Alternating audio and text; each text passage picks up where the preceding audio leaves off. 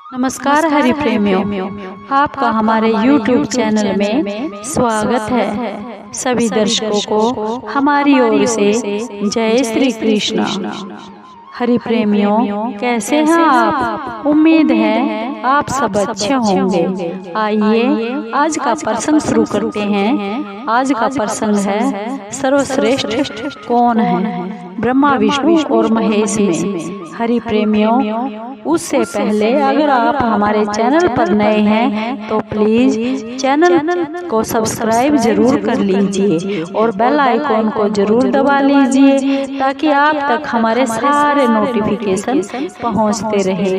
हरि प्रेमियों, आपका एक सब्सक्राइब भी हमारे लिए बेहद मायने रखता है। आइए जानते हैं भगवान ब्रह्मा और विष्णु महेश में सर्वश्रेष्ठ कौन है। एक बार की बात है, भृगु ऋषि ने जानना चाहा कि भगवान विष्णु ब्रह्मा और महेश में सबसे श्रेष्ठ कौन है।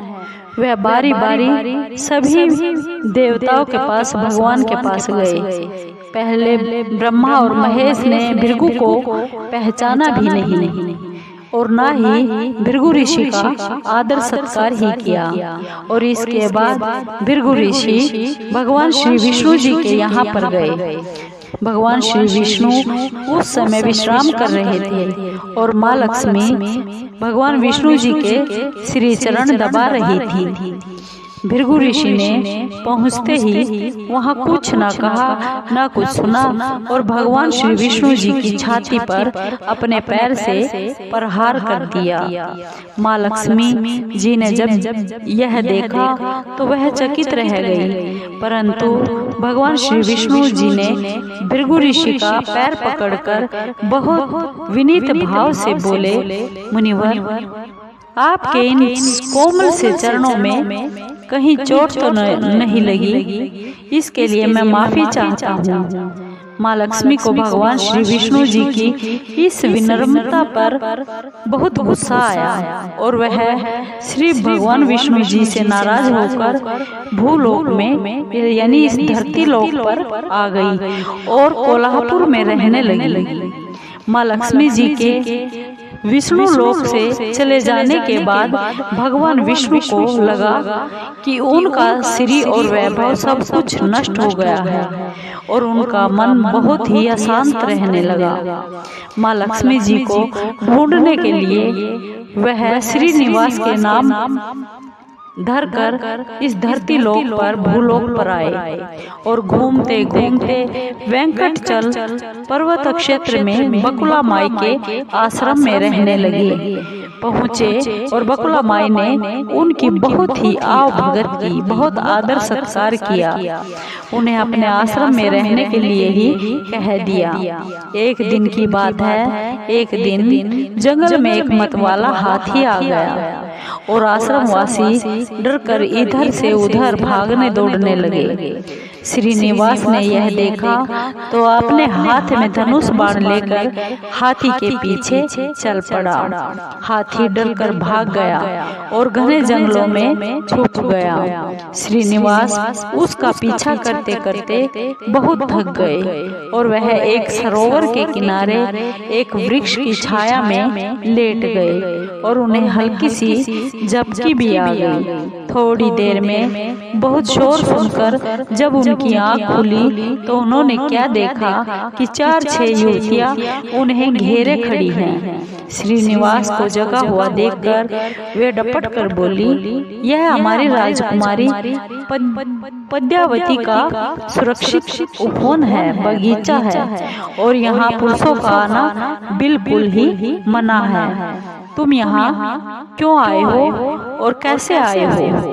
भगवान श्रीनिवास कुछ भी जवाब दे इससे पहले ही उनकी दृष्टि उस वृक्ष की ओर से झांकती हुई उनकी राजकुमारी पद्मावती की ओर चली गई। श्रीनिवास पद्मावती को देखते ही रह गए और थोड़ा अपने आप को संभालते हुए संयत होकर बोले, देवियों, मुझे नहीं पता था मैं शिकार का पीछा करता हुआ यहाँ तक आया था और बहुत थक गया था, और बहुत थक जाने के कारण मुझे नींद आ गई, इसलिए आपसे क्षमा मांगता हूँ। श्रीनिवास आश्रम में तो लौट आए, परंतु बड़े ही उदास रहने लगे। एक दिन माई ने बहुत ही प्यार से श्रीनिवास जी को उदासी का कारण पूछा, तो भगवान श्रीनिवास जी ने पद्मावती से मिलने की सारी कहानी कह सुनाई और फिर बोले, उसके बिना माँ मैं नहीं रह सकता। बकुला माई बोली, निवास तुम ऐसा सपने मत देखो, कहाँ वह प्रतापी चोल नरेश आकाश राज की बेटी है, और कहाँ तुम एक आश्रम में पलने वाले एक कुल गोत्रहीन साधारण युवक।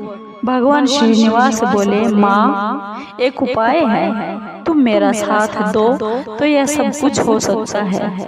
बकुला माई ने भगवान श्रीनिवास का यह सच्चा प्यार देखकर हाँ बोल दी। भगवान श्रीनिवास ज्योतिष जानने वाली औरत का वेश बनाकर राजा आकाश की राजधानी नारायणपुर में जा पहुँचे। उसकी चर्चा सुन पद्मावती ने भी उस औरत को अपने महल में बुलाया और अपना हाथ दिखाया। राजकुमारी पद्मावती के हस्तरेखा देखकर वह बोली, राजकुमारी जी कुछ दिन पहले तुम्हारी भेंट तुम्हारे ही बाग में किसी बहुत ही सुंदर युवक के साथ हुई थी। तुम दोनों की आपस में दृष्टि मिल गई। उसी युवक से तुम्हारी शादी का योग बनता है। राजकुमारी पद्मावती की माँ धरणा देवी ने पूछा, यह कैसे हो सकता है? ज्योतिषी वह औरत बोली, जो ज्योतिषी बनकर आई थी। हाँ ऐसा ही योग है महारानी। ग्रह कहते हैं कि कोई औरत अपने बेटे के लिए आपकी बेटी मांगने स्वयं आएगी। 2 दिन के बाद सचमुच ही बकुला माई एक तपस्विनी के वेश में उस राजमहल में आ गई। उसने अपने युवा बेटे के साथ पद्मावती राजकुमारी के विवाह की बात चलाई। राजा आकाश में बकुला माई को पहचान लिया। उन्होंने पूछा, यह युवक कौन है? बकुला माई बोली, यह श्रीनिवास है। वह चंद्रवंश में पैदा हुआ है और मेरे ही आश्रम में रह रहा है और मुझे अपनी माँ की तरह मानता है। राजा आकाश ने कुछ सोच विचार कर उत्तर देने के लिए बोला। बकुला माई के वहाँ से चले जाने के बाद आकाश ने राजपुरोहित को बुलाकर सारी की सारी कहानी बता दी। राजपुरोहित ने गणना की, फिर सहमति देते हुए कहा, महाराज श्रीनिवास में विष्णु जैसा देवगुण है और लक्ष्मी जैसी आपकी बेटी के लिए यह बहुत ही बड़ा सुयोग्य है। राजा आकाश ने तुरंत बकुला माई के यहाँ अपनी हाँ के साथ विवाह की लगन पत्रिका भी भेज दी और बकुला माई ने सुना तो वह बहुत चिंतित हो गई। श्रीनिवास से बोली, बेटा अब तक तो विवाह की ही चिंता थी, पर अब पैसे ना होने की चिंता है।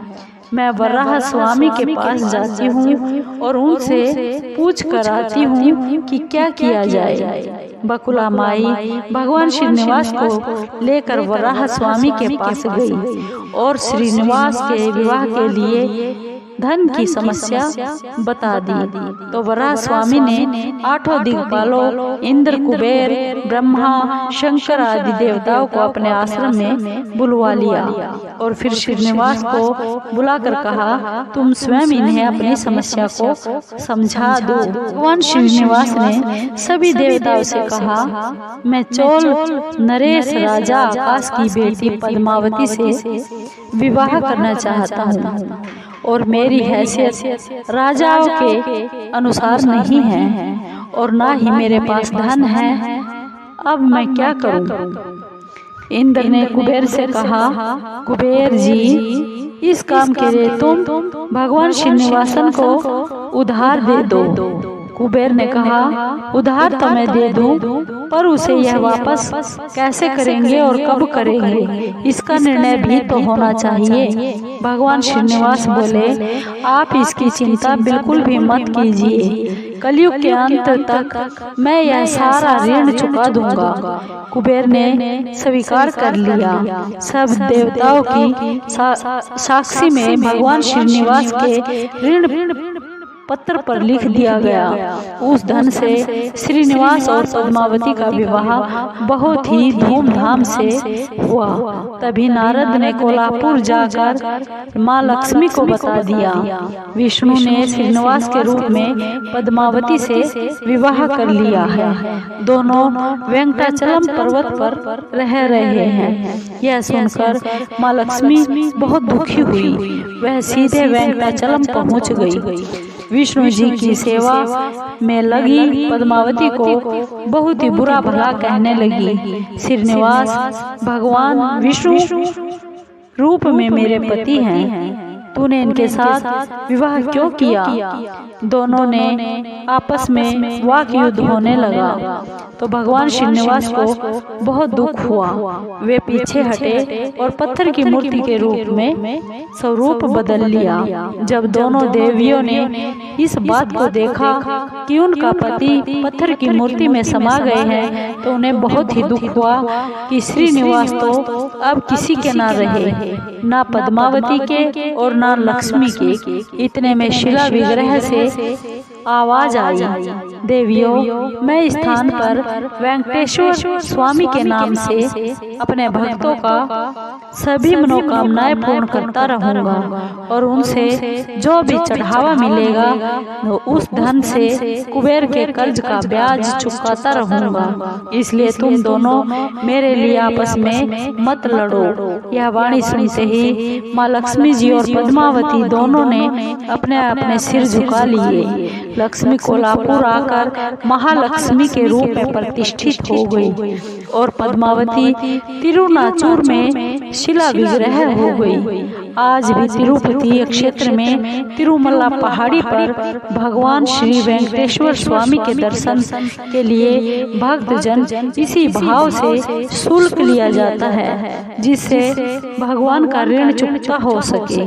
उनकी पूजा फूल मिठाई आदि से न होकर पैसों से उनकी पूजा होती है। इसी धन से भगवान श्री वेंकटेश्वर स्वामी कुबेर का कर्ज चुका रहे हैं। हरि प्रेमियों, आपको ये कथा ये कहानी कैसी लगी? अगर आपको ये कहानी ये कथा अच्छी लगी हो तो प्लीज चैनल को सब्सक्राइब कीजिए, लाइक कीजिए, शेयर कीजिए और कमेंट जरूर कीजिए। धन्यवाद हरि प्रेमियों।